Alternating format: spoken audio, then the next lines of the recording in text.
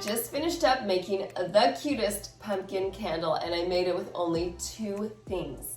I also took an existing candle and themed it in an autumn pumpkin design, and then I took a plain Target Magnolia wreath and turned it into a fall wreath that's going to highlight my pumpkin candle.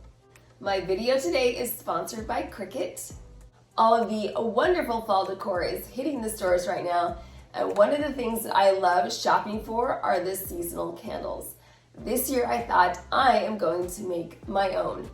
I found a super cute bowl and lid at Ross for only $5.99. I mean, how cute is this? And I knew it was going to be perfect for my candle. So this pumpkin bowl is item number 1. Item number 2 are some candles, just plain white candles, that I purchased at the Dollar Tree. I'm going to be using 2 of these candles because that's the amount of wax that will fit into my pumpkin. So the first thing that I'm going to do is get a pot full of water. Now this water needs to come to a very low boil or a simmer. It doesn't need to be a rapid, hot, screaming boil, but just warm enough that it will melt the wax. So once it was at the temperature that I wanted, I took my 2 candles and I placed them inside of the pot. It took about 20 minutes for the wax to completely melt, and depending on the size of your candle, it could take more or less time, but 20 minutes was the time that it took for these to completely melt down. Now that the candle was melted, I pulled out the wick. I wrapped it around a wooden skewer and placed it inside of my pumpkin. I did this with the second wick as well. I made sure that the wicks were both placed in the center of the pumpkin, equidistant from each other. Now that my wicks were placed inside of my pumpkin, it's time to pour in the melted wax. I used a hot pad to handle the hot glass container and I pulled it out of the boiling water. Then I slowly poured the wax into the pumpkin. I repeated this process with the second container of melted wax.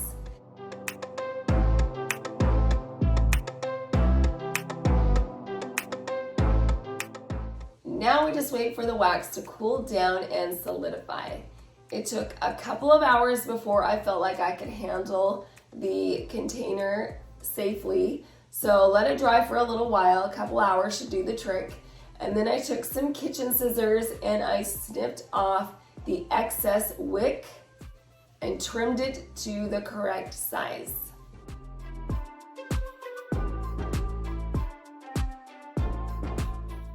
And that's it. How easy was that?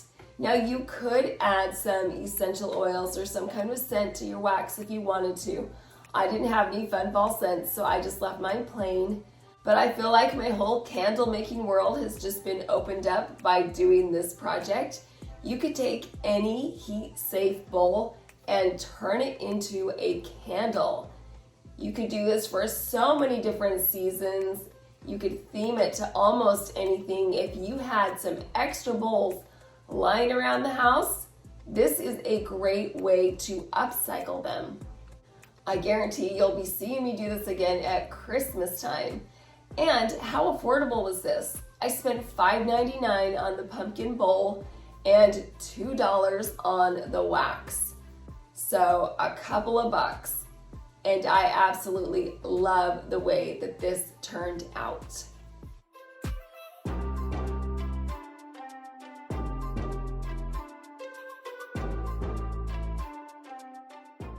A second alternative for a fall candle is to take a candle that's already existing and just embellish it.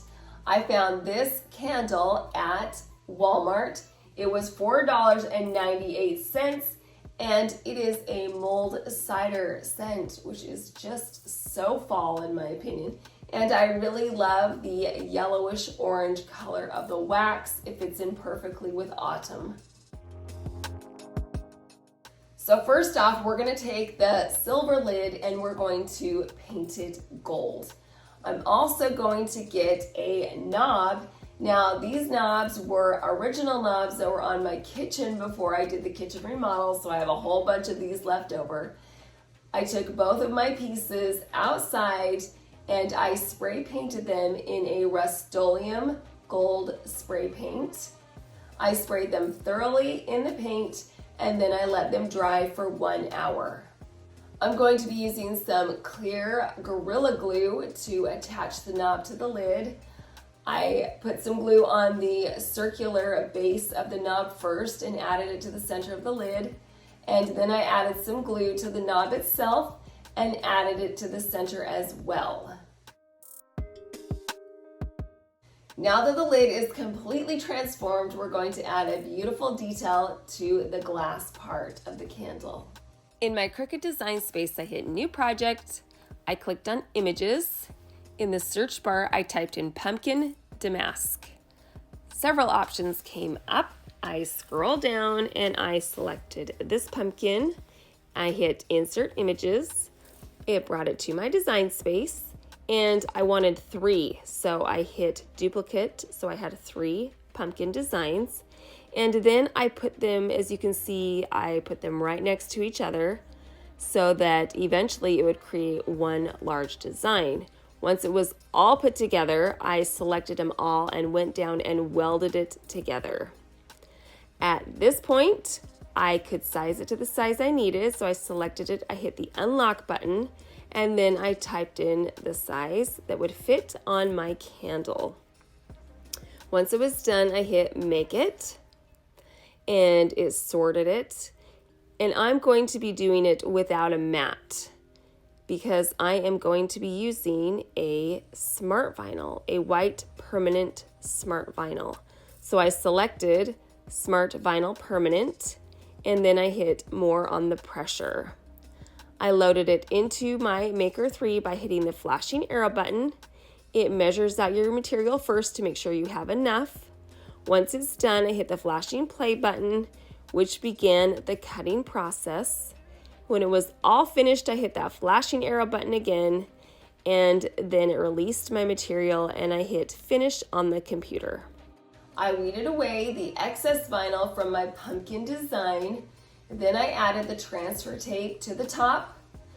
I removed the backing from the vinyl and then placed it around the center of my candle. I pressed the vinyl firmly to the glass with my scraper tool and then removed the transfer tape. This was such an easy way to take a ready-made candle and embellish it. This would be a perfect gift. Again, this cost me hardly any money. It was super affordable and it's going to be a great addition to any fall display.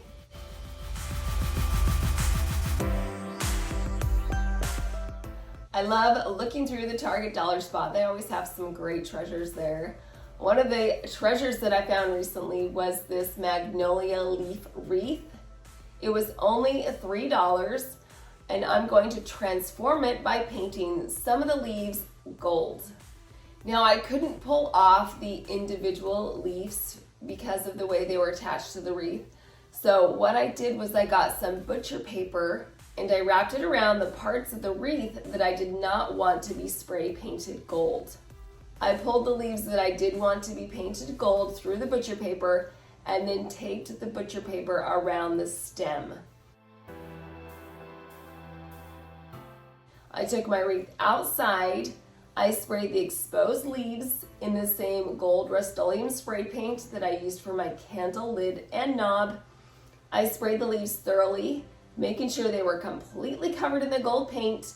Then I let them dry for 1 hour, and finally I removed the butcher paper from the wreath. To add a little more fall sparkle to this wreath, I'm going to be adding some Dollar Tree sparkly gold leaves. These are fantastic because they have the little clips on the back, so it was really easy to attach these leaves to the wreath. I just put them on equally around the wreath, and I love the added dimension that it gives.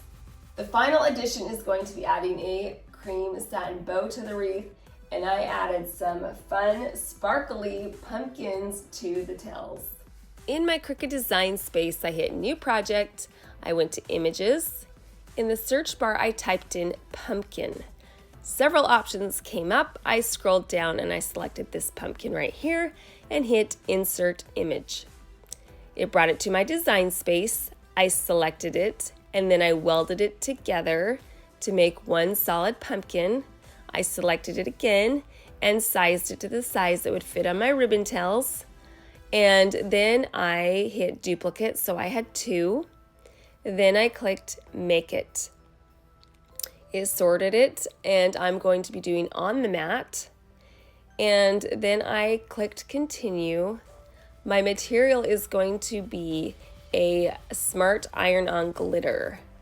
And I forgot to put mirror, so I edited it and I put mirror, saved it, and then I continued by hitting more on the pressure. I loaded my material into my machine by hitting the flashing arrow button, and then I hit the flashing play button, which began the cutting process. Once it was all finished, I hit that flashing arrow button again, which released my mat, and finally I hit finish on the computer. I weeded away the excess vinyl from the pumpkins. Then I got out my easy press. I set the temperature to 330 degrees and the timer for 30 seconds. I placed my vinyl pumpkin on the ribbon tails.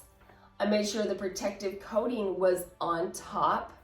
I placed my easy press over the top of the vinyl pumpkins. I hit the C button, which began the countdown. Once the 30 seconds was up, I removed the easy press, and then I pulled away the protective plastic covering over the pumpkins. To attach my ribbon to my wreath, I'm going to be using some floral wire.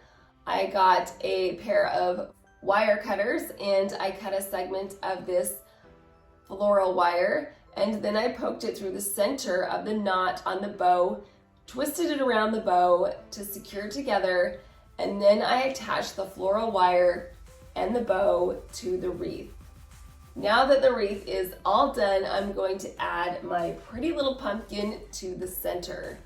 I love the way that this wreath highlights this pumpkin candle and adds a bit of extra flair to this display. These DIYs were so much fun to make and have really got me excited for fall, especially the pumpkin bowl candle. Oh my goodness, it's just opened up a whole new world of candle making for me, and I'm excited that I finally took the plunge and started to do that on my own.